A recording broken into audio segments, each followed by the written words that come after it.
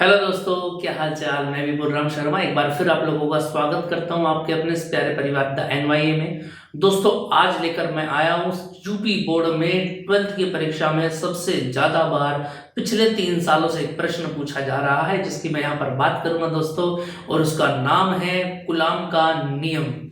जैसा कि आपको बोर्ड पर लिखा हुआ दिख रहा है, कुलाम के नियम के जो वेक्टर फॉर्म है वो आपसे पूछी जाती है एग्जाम में। वही आपको आइए समझिए आप कि यही प्रश्न पूछा जाता है। ठीक है, तो चलिए इस क्वेश्चन को सॉल्व करते हैं। देखिए जरा, अगर मैं बात करता हूं कुलाम के नियम की, तो सबसे पहले कुलाम का नियम देख लेते हैं क्या होता है। वी नो दैट, मुझको एक बात पता होती है क्या कि F इक्वल टू क्या होता है 1/4πε0। अगर मैं बात करता हूं कुलाम के नियम की, तो Q1 Q2/r²। ठीक है, ये मेरा कुलाम का नियम है। ठीक है जी, चलो अब इसका हम वेक्टर फॉर्म थोड़ा सा इसका सोल्व कर लेते हैं। कैसे, देखना जरा इधर आ जाओ। ये डायग्राम आपको समझना बहुत ज्यादा जरूरी है। ठीक है, और उस डायग्राम में एक बात आप समझेंगे क्या कि ये x और ये y है। दोस्तों देखना जरा, दो चार्जेस, हमको पता है कि कुलाम के नियम के लिए दो आवेशों का होना बहुत जरूरी है। तो हम एक काम कर लेते हैं, दो आवेश मान लेते हैं यहां पर।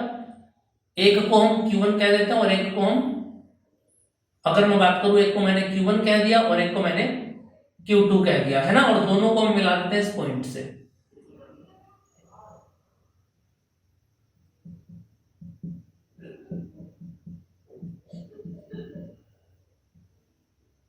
ठीक है, इन दोनों के बीच की जो दूरी है उसको हम r से रिप्रेजेंट करेंगे। लेकिन अगर इस ओरिजिन की बात करता हूं तो ये पहला पिंड है और यहां तक की दूरी को r1 बोलेंगे।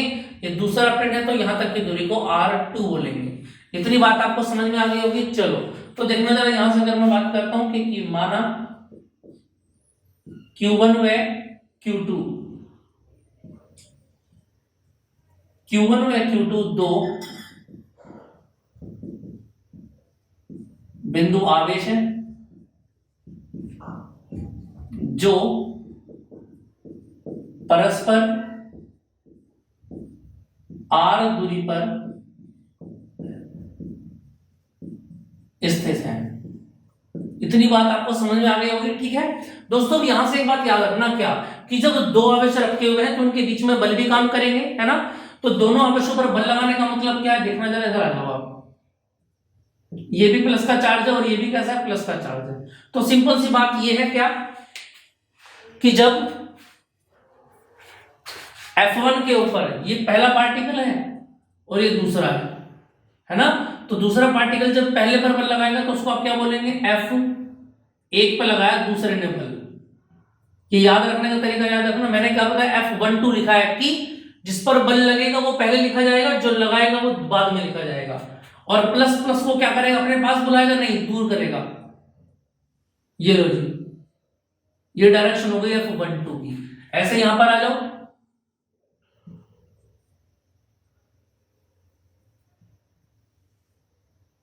ये लो जी, ये F आ गया और यहां पर भी 2 पर 1 लगाया 1 ने, तो ये क्या हो गया, F21 हो गया। क्लियर है इतनी बात। चलो अब यहां से आगे की अगर मैं बात करूं, देखना जरा, अतः वैद्युत बल क्रमशः F12 व F21 होंगे। ठीक है, 9। अब एक एक बल को लेकर स्टार्ट कर देते हैं। ठीक है, देखना जरा, अगर मैं बात करता हूं सबसे पहले F21 की, अगर मैं F21 की बात करता हूं तो देखना जरा, 1/4πε0 चार्जेस वही लगेंगे Q1 Q2 अपॉन r²। कुछ बात समझ में आ रही है क्या, नहीं आ रही है। अब यहां पर साथ में सदिश राशि है तो परिमाण आ गया, इसकी दिशा भी मुझको दिखानी पड़ेगी और दिशा क्या बनेगी, यहां पर r कैप बनेगी, है ना। अब ये समझ में नहीं आ रहा कि F21 के साथ में कौन सा r लेंगे। देखो मैं बताता हूं आपको, इधर आ जाओ, ये r है। चलो जी, अब अगर मैं बात करता हूं 1 से 2 के बीच की, तो जो वेक्टर r1 है, r12 है ना, उसकी दिशा क्या रहेगी, Q1 से Q2 की तरफ रहेगी। लेकिन जो दूसरा होगा आपका R21, उसकी डायरेक्शन कहां रहेगी, 2 से 1 की तरफ को रहेगी, ये बात याद रहेगी आपको।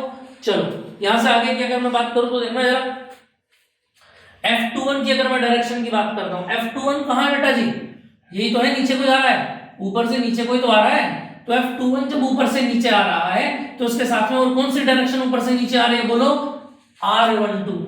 तो यहां पर R12 और R212 की डायरेक्शन आएगी, है ना। समझ में आ गई बात। इसको आप ऐसे भी लिख सकते हैं, स्क्वायर। क्लियर है ना।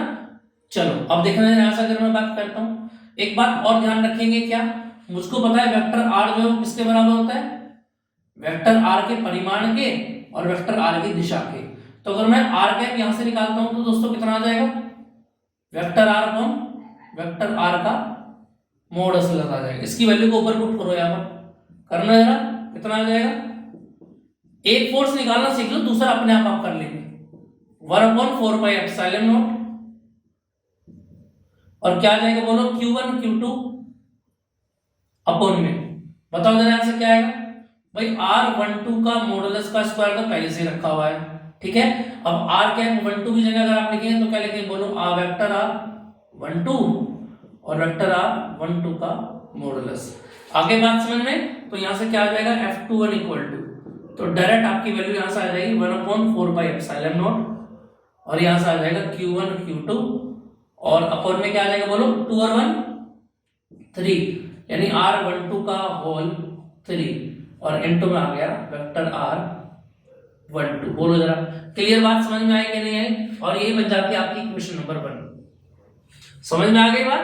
अब यहां से एक बात और ध्यान रखेंगे, क्या देखो बेटा जी, वेक्टर R1 से 2 तक की जो डिस्टेंस होगी वो ही वेक्टर 2 से 1 तक की होगी, इनके मोड, और यही वैल्यू किसकी होगी बताओ, वेक्टर r के मोड की होगी।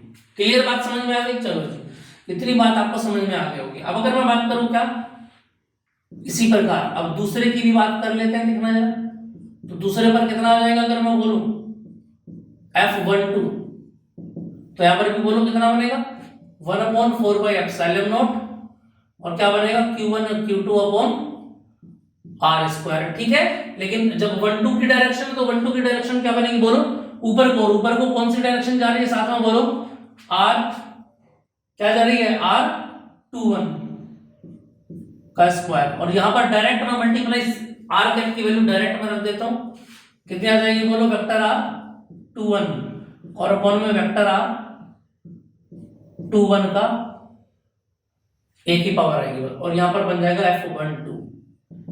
यहां से क्या बन जाएगी वैल्यू, 1/4πε0, और यहां से क्या बनेगा, Q1 Q2 vector R21 into, और यहां से क्या बनेगा, 2 1 2 1 2 और 1 कितना बन जाएगा, 3 बन जाएगा।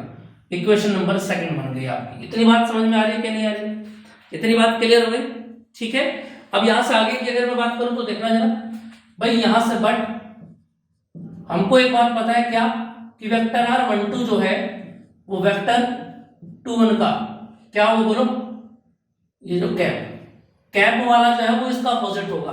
भाई डायरेक्शन अपोजिट है कि नहीं है, 1-2 की जो डायरेक्ट वैल्यू, जो मैग्नीट्यूड होगा, परिमाण जो होगा वो सेम होगा, लेकिन डायरेक्शन कैसी होगी बोलो, वेक्टर R12 ऊपर से नीचे आ रहा है और वेक्टर R21 नीचे से ऊपर को जा रहा है। तो कहने का मतलब यह है कि दोनों की डायरेक्शन कैसी होगी, माइनस की होगी, नेगेटिव की होगी। क्लियर बात समझ में आ रही है कि नहीं आ रही है। ठीक है, तो देखना जरा यहां से अगर मैं बोलूं, now second implies that F12, तो यहां से क्या बन जाएगा, 1/4πε0 Q1 Q2। देखना जरा वेक्टर R, अगर इसकी मैं बात करता हूं तो कितनी वैल्यू बन जाएगी यहां से अगर मैं बोलूं तो, देखना जरा यहां से क्या वैल्यू बनेगी, वेक्टर R12, इसको एक बात और लिख सकते हैं हम, 1-2 जो होगा माइनस के 2-1 के इक्वल होगा, और इस वैल्यू को जब आप पुट करेंगे तो ऊपर क्या बन जाएगा बोलो, माइनस का वेक्टर 1-2, और नीचे भी क्या आ जाएगा, 1-2 की पावर 3। इसका तो माइनस रखो या ना रखो बात एक ही रहेगी, तो F12, और इसका माइनस कहां जाएगा बोलो, बाहर आ जाएगा कि नहीं आ जाएगा, इसका माइनस बाहर आ गया और अंदर क्या बचा दोनों 1/4 पाई एप्सिलॉन नॉट, कितना बचेगा Q1 Q2 और इनटू साथ में कौन है वेक्टर R12 और अपॉन में कितना है बोलो वेक्टर R12 की पावर 3। भाई इसका तो मॉडुलस है तो पावर 0 हो गई, इसका तो -0 हो गया और इसका माइनस बाहर आ गया।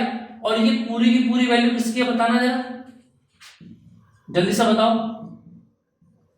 ये पूरी वैल्यू किसके, माइनस को ऐसे रहने दो आगे, देखो 1/4 pi epsilon not 1/4 pi epsilon not Q1 Q2 vector R12 Q1 Q2 vector R12 upon में क्या है R12 का पावर 3 R12 का पावर 3, तो पूरी वैल्यू किसकी होगी बोलो F21 की। समझ में आई कि नहीं आई बात समझ में?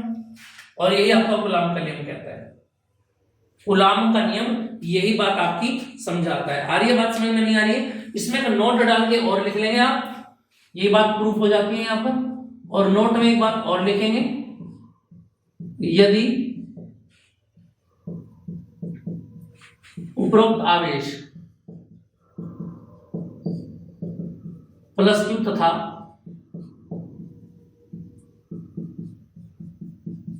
माइनस Q हो, तो अगर यही आवेश जो हमने Q1 और Q2 प्लस प्लस के लिए हैं दोनों, अगर ये माइनस प्लस और माइनस के हो जाए तो याद रखना ये जो दोनों वैल्यू आ रही है ना, दोनों पर लगने वाले बल F12 जो होगा वो F21 के बराबर होगा।